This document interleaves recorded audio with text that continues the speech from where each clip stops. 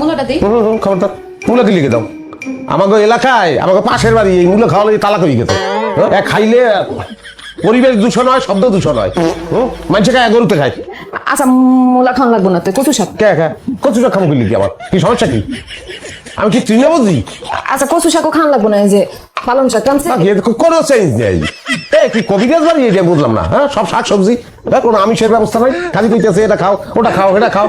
এই পিলে এই সমস্ত জিনিসপত্র খাইলে এটা কি আমার শরীরে বল হইবে? এতক্ষণ ফিরে খালি শুনতেছি, কিছু কইতেছি না। ভাত খানা নবাব আইছে, বাংলার নবাব। এতই যদি নবাবি নিজে বাজার করে আনলেই তো পারো। নবাবে কোনোদিন বাজারে গেছে? সিরাজদৌল্লা বাজারে গেছে না টিপু সুলতান মাছ বাজারে গেছে? কোন নামে এটা তুলনা দেবে। কাশেম কোথায় আর কোথায় নবাব সিরাজউদ্দৌলা? হয় কাশেমরে কাশেমই কিবেন, নবাব সিরাজউদ্দৌলা কইতে দরকার। নিজের কথা নিজেই তো পেছে পারবে। বড় আমি তো একটা জামাই, কি ব্যবস্থাটা কি আমি বললাম না? যাই দেখেন কি পানির মধ্যে ভুলে ডাল দিয়ে হেলাইছে। এত কথা না পেঁচাইয়া একটা ডিম ভাইজে নিয়ে আয়, তবুও মুখটা বন্ধ কর, কথা থামা। আন্ডা কেন আন্ডা? তোমার একটা লিস্ট করে দিয়ে দিচ্ছি আমি। লিস্টটা বারা দেখাও না, ওর মধ্যে কবুতরের মাংসের কথা লেখা ছিল, আমার মনে আছে। কারণ আন্ডা যে বুঝতে হয় আমারে, আমি বলে আন্ডা খাবি। টাকা লাগবে টাকা। কি কয় আমল তামল কথা? এই আকলিমা এদিকে আয়। এই তোর জামাই কি আমল তামল কথা কইতেছে? কি আবল তাবল করতেছে? এই যে তোর জামাই কি কইতেছে, দাড়ি বুড়ি শুকাই গেছে। আমার তো মনে হয় পাবনা মেন্টাল হাসপাতালে ভর্তি করা লাগবে। কথা তো আমি তোমার ভাঙ্গে বলতে আছি।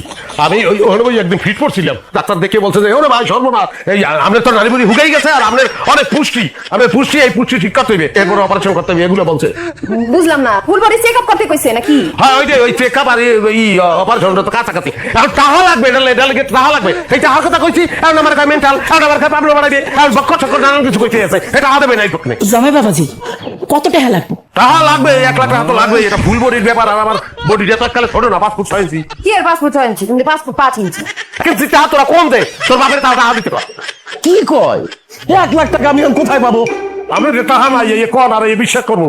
এই বয়সে এরকম হাবিতে কথা কইতে আছেন। বাড়ি ভর্তি যেমন গরু ছাগল, 2টা গরু বেচে দিলে আমার চিকিৎসাটা হয়ে যায়। এই দেবেন নাম রে, আমি মরিয়ে গেলে আমার মৃত্যুর জন্য আমরা যাই মাইকে কমু যে আমার হৌরে যাই। আমি যদি মরি, আমার বিদেশ বানাইয়া এর পাগল বানাইতে চাইছে। আমি বেউস হয়ে গেছি, আমার চিকিৎসা হয় নাই, এখন চিকিৎসা করে দিবে, টাকা দেয় না, যাই। এগুলো আমি বলবো আমি। না জামাই তুমি শান্ত হও তো, আমি আছি না, আমি তোমার টাকার ব্যবস্থা করে দেবো। যাও তুমি ঘরে যাই বিশ্রাম করো, যাও। বাড়ি ওই আউটুন্ডি খাও, ওদিন শেষ। কোলায় লই যাবো, পরিশ্রম করে খাওয়া লাগবে। দৌড়েই ঘাস খাবি, এখানে বুঝবি না যে কেমন লাগে।